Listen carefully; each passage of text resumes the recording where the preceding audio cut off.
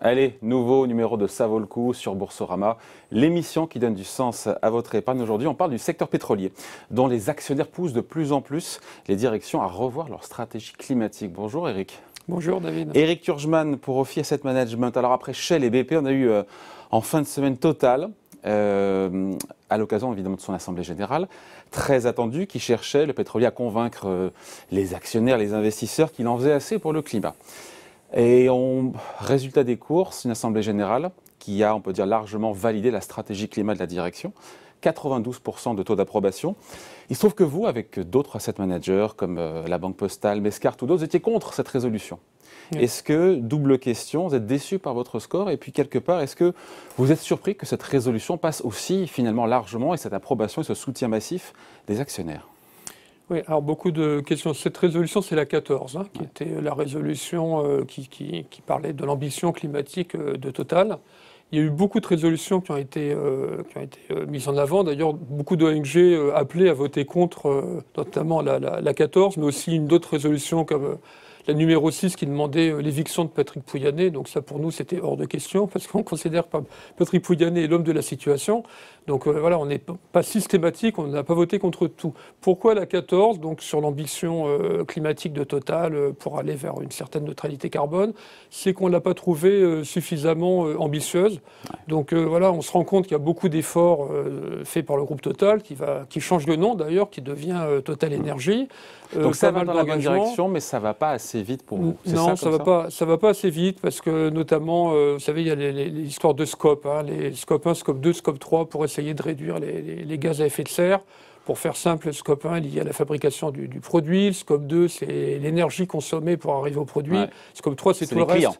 C'est les clients, voilà. Qui utilisent et qui émettent du CO2 en utilisant le pétrole. Et pour arriver à ça, il faudrait notamment arrêter de produire du gaz en Arctique et en Afrique, et en eau profonde, et ça, c'est pas du tout le chemin qui a été pris. Voilà, d'ailleurs, l'AIE va dans votre sens, puisque l'AIE a jeté quand même pavé dans la mare, il y a cela quelques jours, en disant qu'il fallait oublier dès maintenant, justement, tout nouveau projet d'exploration pétrolière ou gazière pour respecter cette trajectoire et atteindre la neutralité carbone en 2050. Ce qu'aucun pétrolier, on sort du cas Total, ne fait là aujourd'hui à court terme. Non, on en est très loin, parce qu'en fait, faudrait, par exemple, Total s'est engagé à réduire de 20%, c'était encore 15 il y a quelques semaines, sans intensité carbone. Il faudrait que ça soit réduit de 75% pour arriver au fameux 2 degrés, et de 90% pour arriver en dessous des 2 degrés. Bon, ça on n'y sera pas. Il y a peut-être un gap entre le 15-20 qu'ils ont proposé et le 75. On trouve qu'ils pourraient faire un peu plus. Ouais. Donc cette stratégie, encore une fois, de transition vers la neutralité carbone de Total, pour vous, elle n'est pas suffisante. En même temps, Total nous dit, en 2030, on sera un leader, on sera une majeure des énergies vertes. C'est une ambition qui est forte. Ça, c'est très très bien, et c'est pour ça d'ailleurs qu'on ne s'oppose pas en bloc à tout ce que fait Total. Encore une fois, c'est un titre qu'on apprécie. Et c'est pas parce qu'on va voter contre une résolution qu'on vote contre l'entreprise. On n'est pas des jusqu'au-boutistes. C'est-à-dire qu'il faut différencier à la limite ceux qui disent non à tout, ceux qui vont dire oui à tout, des fois par conflit d'intérêts, je ne sais pas, mais nous, on est entre les deux. C'est-à-dire qu'on va essayer d'aider l'entreprise à aller vers ça. Parce que de toute manière, si l'entreprise ne va pas vers une amélioration sur cette note-là d'environnement, à terme, elle sera sortie des portefeuilles. Donc, à un moment donné, il faut voir un peu plus loin. On voit bien qu'il y a un raz-de-marée de l'ISR et de l'ESG partout, en France mais en Europe, et que de plus en plus, les investisseurs vont classer les entreprises avec les notes d'environnement, social et de gouvernance. Quand vous avez une entreprise comme Total qui risque d'être mal notée sur le plan environnemental, et qui, je sors du débat, mais vient d'avoir une controverse en Birmanie avec donc, le côté social qui pourrait aussi en prendre un coup, si à un moment donné la note environnement E et social S de Total est vraiment dégradée. Ça ne sera pas sans effet, évidemment. Ça ne sera pas sans effet. Ils vont sortir, ils vont avoir une note qui va il y aura un effet d'éviction. quasiment de tous les portefeuilles. Donc c'est aussi dans leur intérêt. Ouais. Après, encore une fois, Total nous dit on veut limiter les émissions de CO2, mais en les compensant, c'est ça, en plantant des arbres, et cette solution, c'est pas... Oui, alors il n'y a pas que planter les arbres, mais c'est ça, voilà, ils essayent effectivement de faire un équilibre en faisant de la séquestration de carbone notamment, et ce qui permet finalement de compenser le mal avec le bien. Vous voyez, bon, nous, ce qu'on voudrait, c'est qu'ils émettent moins en valeur absolue. Voilà. Et ce n'est pas le cas. Et alors, justement, avec les nouveaux projets qui sont décidés, on ne voit pas de diminution, en tout cas, suffisamment rapidement de la création en valeur absolue. Quoi. Après, Patrick Pouyanné, le président, il a beau jeu, il a raison de rappeler quand même que ce sont les revenus des hydrocarbures aujourd'hui, actuels, qui permettent de changer Total et que Total puisse investir dans ces énergies renouvelables. On ne peut pas non plus couper les entrées de cash pour financer le futur. Absolument. C'est pour ça, encore une fois, comme je disais, on n'est pas des jusqu'au-boutistes. On ne dit pas arrêter le pétrole demain matin parce qu'on a besoin. On ne fera pas de transition énergétique sans ces grands acteurs. Les petits acteurs qui sont sur des niches, il en faut effectivement, mais sans la transformation de ces mastodontes, on n'y arrivera pas. Donc il faut laisser Total continuer, c'est pour ça qu'on leur laisse le temps et qu'on ne leur demande pas d'ici 2024 d'arrêter toute activité. On leur demander d'accélérer. Mais le pétrolier qui accélère quand même, à son rythme qui accélère. Ils accélèrent et Total n'est pas un mauvais élève. Hein. Encore une fois, on a vu qu'il y a eu beaucoup d'assemblées qui ont été chahutées. Chevron, Exxon, je crois que la Cour de justice néerlandaise a intimé Lord Shell de réduire de 45% ses émissions. Exactement. Donc Total n'est pas du tout le plus mauvais élève.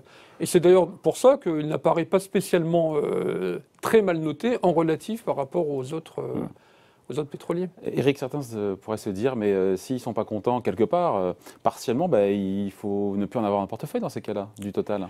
Oui, vous avez posé la question ? Deux choses. Bien sûr qu'on se pose la question. Deux choses. Nous, on pense qu'on est plus utile à l'intérieur qu'à l'extérieur, encore une fois. Et en étant actionnaire, ça nous permet de dialoguer. On n'est pas des censeurs. On n'est pas là pour sanctionner la société, on est là pour dialoguer. D'ailleurs, c'est pour ça qu'il y a eu... Parce qu'il y a eu ce dialogue avec les entreprises, pas que nous évidemment, qu'ils ont déjà fait un effort en passant donc de réduire les intensités de 15 à 20%. Et vraiment, voilà, on est un actionnaire relativement important de Total. On en sortira un jour, hein, c'est-à-dire qu'on a des échéances alors qui peuvent paraître très lointaine, hein. D'ailleurs on nous le fait remarquer, parce qu'en 2050... Oui, vous êtes censé sortir du secteur pétrolier en 2050. Je vous souhaite une longue vie à vous et à moi, mais on ne sera peut-être pas là pour voir ça. Certainement, mais d'autres seront là. Mais 2050, c'est vraiment la barre. On verra comment ça évolue et peut-être qu'on sortira plus tôt. Alors déjà 2050, c'est la sortie totale. On sort déjà tout de suite, dès maintenant, des sables bitumineux et des recherches en eau profonde, par rapport à tous ceux qui ont 10% de leur chiffre d'affaires justement là-dedans. Puis alors après, petit à petit, 2025, hein, c'est demain, de ceux qui ont encore 5% de leur chiffre d'affaires. Et vous voyez, on va progressivement. Et puis après, il y a les forages dans l'Arctique, où là aussi. Donc on a tout un échéancier. 2050, ça sera la sortie totale, sans faire le jeu de mots, du pétrole. La totale. Bon, donc à cette question, on finit là-dessus. Éric, faut-il dès maintenant sortir du secteur pétrolier ? La réponse, elle est nuancée. Ça dépend lesquels, quelque part. Non, et puis alors, d'abord il y a le point de vue financier, hein, c'est-à-dire que le secteur pétrolier aujourd'hui, financièrement, c'est un secteur qui n'est pas forcément extrêmement valorisé, que à dans les années à venir, c'est un secteur qui va encore financièrement rapporter, que petit à petit, l'aspect environnemental va nous faire sortir, mais qu'avant tout, encore une fois, c'est pas en coupant les vivres tout de suite à ces pétroliers qu'on arrivera au but qu'on s'est fixé, c'est-à-dire... C'est en mettant la pression à la direction. C'est en mettant la pression et c'est en leur laissant dégager des cash flows, parce que les cash flows d'aujourd'hui sont les investissements de demain. Voilà, merci beaucoup. Point de vue signé Éric Turgeman, directeur de gestion action chez OFI. Merci. Merci David. Ça vaut le coup. Reviens évidemment sur Boursorama la semaine prochaine.